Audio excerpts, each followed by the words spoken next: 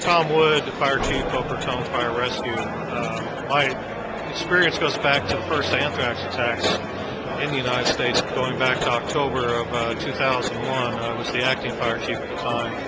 And the number one advice is to pull out all the stops. So we spent a year's worth of supply money and a year's worth of overtime in the hazmat area in a matter of 2 weeks to make it work for the FBI in support of them at the anthrax attacks at the AMI building. And it was the first place of attack. It was the last place to be cleaned. It's finally now reopened for business. In a negative aspect, the thing I could have done better was be out more in front with the cameras. When the news media from all over the world was watching us, I took a low-key approach. And our troops thought I should have been more out, more visible, at least in front of the cameras. So I would suggest that it's not the time to be too modest or try to fly under the radar. It's time to show your organization. Hi, I'm Jim Mara from Westerville Division of Fire in Ohio. And my best advice for leading in a crisis is to remain calm. And in order to remain calm, I think you have to have trust in your people. And that goes back to training. If your people are trained up, then you can remain calm.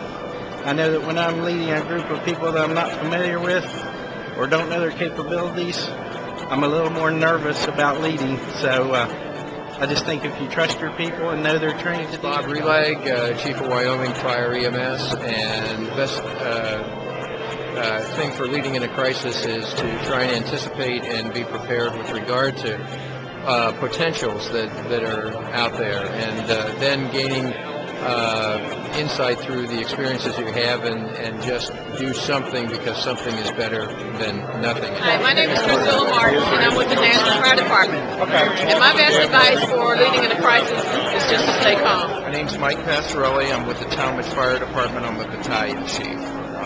What I've learned is pulling up onto the scene that generally when you get out of the rig, you're too close. Take a step back, take a deep breath, and then rely on your training. Do what you do best and try to stay ahead of the curve. Stay proactive in your attack and try to stay ahead.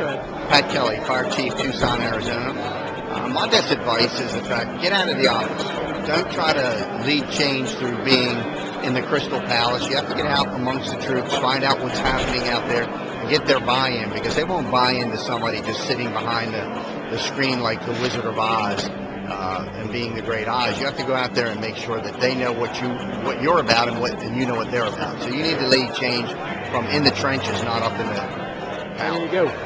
My name's Edward Kensler. I'm retired chief with Lawrence Township Fire Department, New Jersey. My best advice for leading in this crisis is trying to be able to prepare before that crisis arises, do a risk assessment, try to anticipate, and come up with plans prior to. David Headings, and I'm the chief of the Battle Creek Police Department. And my idea of leading in a crisis is one of having outward confidence and passing on the idea of things are going to get back to normal, that there won't be always a crisis, and that you have to exude that kind of confidence in yourself and then the rest of your audience that there is a plan and that things are under control, and that you're going to be able to develop some sort of system where people are going to get back to a normal way of doing their work or their business, or even working within the organization. Go. My name is Mike Reynolds. I'm the chief of the Carlsbad, New Mexico Fire Department. Advice for leading in a crisis, or day-to-day leading, actually, in which you face many crises, is to surround yourself with a lot of people that have a lot more experience and know a lot more than you do.